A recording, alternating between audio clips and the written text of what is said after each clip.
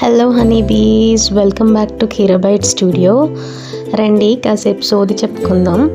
సోది అంటే ఏం లేదు, నా క్లేతో వచ్చిన కష్టాలు మీతో చెప్పుకుందామని ఈ వీడియోస్ చేస్తున్నాను.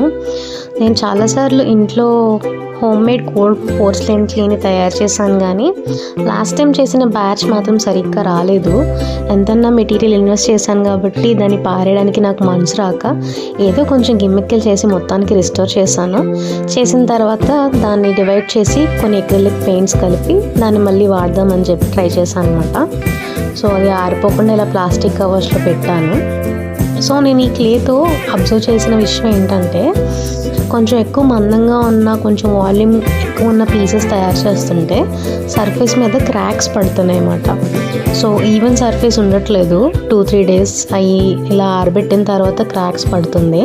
సో అందుకని నేను ఏం చేశానంటే, బాడీ మొత్తం 3 days ఆరిన తర్వాత క్లేని చిన్న లేయర్ కింద, ఒక థిన్ లేయర్ కింద దాని మీద మళ్ళీ నేను అప్లై చేసి కవర్ చేయడానికి ట్రై చేశాను. ప్రస్తుతానికి అయితే పీసెస్ బాగానే ఉన్నాయి. సరే ఇలా కాదు, లావున్న పీసెస్ అయితే పగిలిపోతున్నాయి కదా అని చెప్పి, అలాగే ఇప్పుడు వరీ స్టోన్స్ ట్రెండింగ్ అవుతున్నాయి కాబట్టి కొంచెం థిక్నెస్ తక్కువ ఉన్న పీసెస్ అయితే ఎలా ఆరుతాయో చూద్దామని చెప్పి నా దగ్గర ఉన్న అన్ని క్లేస్తో కలిపి ఒక్కొక్క కలర్కి ఒక్కొక్క వరీ స్టోన్ లాగా రకరకాల షేపులతో తయారు చేశాను అనమాట. సో వాల్యూమ్ ఎక్కువ ఉన్న పీసెస్తో కంపేర్ చేస్తే ఇలా ఫ్లాట్గా ఉన్న పీసెస్ చాలా త్వరగా ఆరాయి. ప్లస్ ఏంటంటే సర్ఫేస్ క్రాకింగ్ అనేది ఎక్కువ రాలేదు. నేను ప్రస్తుతానికి ఎక్స్పెరిమెంట్ చేస్తున్నాను కాబట్టి క్లేతో ఇంకా ఏం తయారు చేయొచ్చు అని ఆలోచించాను.